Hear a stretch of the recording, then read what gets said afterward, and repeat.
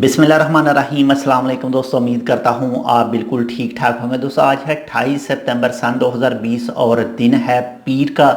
आप सब दोस्तों को मुबारक हो। ओमान में मस्जिदें खोलने के हवाले से नया फ़ैसला आ चुका है, तो इस फ़ैसले की तफसील मैं आपको बता रहा हूँ। अगर आपने अभी तक हमारे channel tech with Urdu subscribe नहीं किया तो आप सब्सक्राइब कर सकते हैं मज़ीद ऐसी ही अच्छी और मालूमाती वीडियोज़ के लिए। तो काफ़ी अरसे से हम लोग इंतज़ार कर रहे थे कि कब मस्जिदें दोबारा खुलें और हम लोग बाद जमात नमाज अदा कर सकें, वो जुमे की हो या दूसरी हो।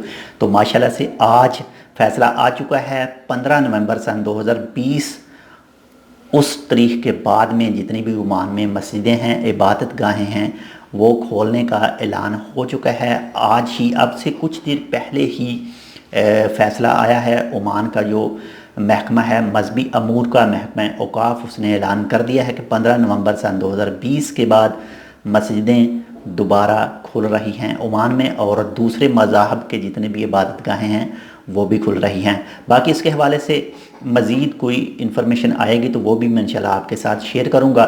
जितने भी रूल हैं सुप्रीम कमेटी के वो मस्ट पूरे करने हैं, यानी जो भी गाइडलाइंस है वो मस्ट पूरी करनी है, और उसके बाद में ही आप लोग तमाम मस्जिदों में नमाज अदा कर सकेंगे बाजमात।